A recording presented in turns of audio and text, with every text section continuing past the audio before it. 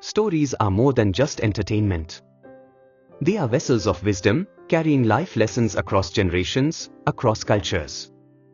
The journey of Hiro and the spirit of the mountain is a timeless Japanese tale that, although fictional, feels ancient in its wisdom. Set against the breathtaking backdrop of misty mountains, sacred forests, and ancient traditions, this story is both an adventure and a meditation on what it means to be courageous, humble, and in harmony with the world. At the heart of the story is Hiro, a 15-year-old boy from the peaceful village of Kawanohen. His village is simple, traditional, and closely tied to nature.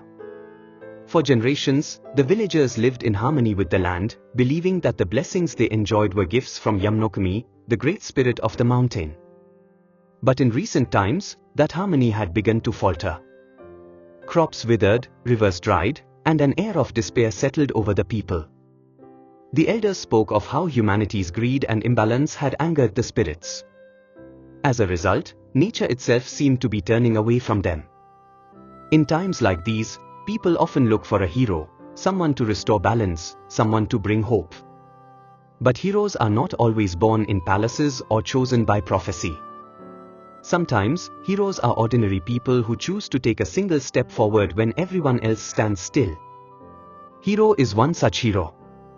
He is not a mighty warrior, nor is he a trained monk.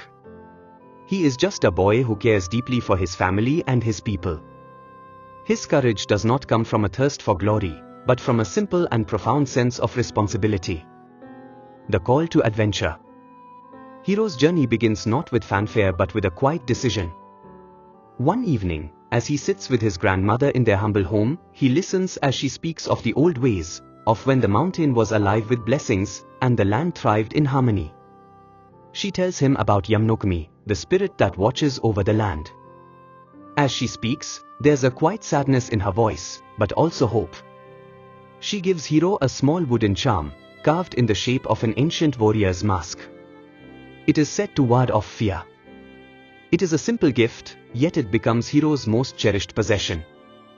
Hiro makes his decision that night. He will climb the sacred mountain, find Yamnokami, and ask for forgiveness on behalf of his people. His journey is not just physical, it is a spiritual quest to restore balance between humanity and nature. Trials of the journey. Hiro's path is not an easy one. He must pass through the forest of whispers, a place where the very air seems to carry voices of doubt. The forest is ancient, filled with towering cedar trees, and mist hangs heavy between the trunks.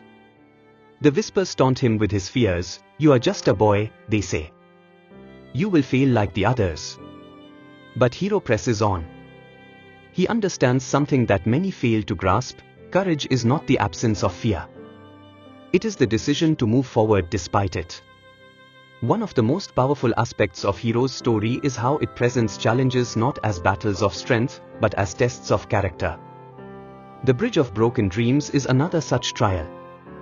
Suspended over a deep gorge, the old rope bridge sways dangerously in the wind. Legends say that those who cross it are confronted by their deepest regrets and failures.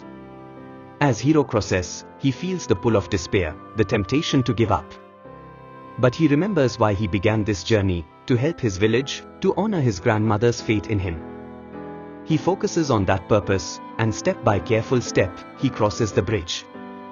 The Cave of Echoes is perhaps the most profound trial. Inside, Hiro is surrounded by darkness and silence. But the echoes soon begin, not of external voices, but of his own thoughts. His mistakes, his doubts, his fears come back to him. He kneels quietly in the center of the cave, acknowledging each echo as it comes. He does not fight them, but accepts them as part of himself. This act of humility and self-awareness allows him to pass the test. It is a reminder that true strength often comes from within, and that acceptance of oneself is a powerful form of courage. The meeting with Yamnokami. After many trials, Hiro reaches the summit of the mountain, where an ancient shrine stands among stone fox statues. It is here that Yamnokami appears. Not as a benevolent old man, but as a towering, storm-cloaked figure with robes of swirling clouds and lightning for eyes. Yamnokami is not a simple god of mercy, but a force of nature, powerful, impartial, and overwhelming. When faced with this immense power, Hiro does not demand or beg. He kneels. He offers his respect. He speaks not for himself but for his people. He acknowledges humanity's mistakes and asks for guidance, not gifts. This humility touches Yamnokami. In return, the spirit gives Hiro a small, glowing seed. It is both a gift and a responsibility, a chance to rebuild harmony. This meeting encapsulates one of the central themes of the story, the idea that humanity must live in balance with nature, with respect and humility. Power does not come from dominating nature, but from understanding one's place within it. The return and the restoration. Hiro returns to his village as quietly as he left, but something about him has changed. He plants the sacred seed in the center of the village. From it grows a magnificent tree, its blossoms glowing with life. The rivers begin to flow again, the fields become fertile, and the village thrives. But more than this physical restoration, there is a deeper change. The people remember the importance of balance, of gratitude toward the world that sustains them.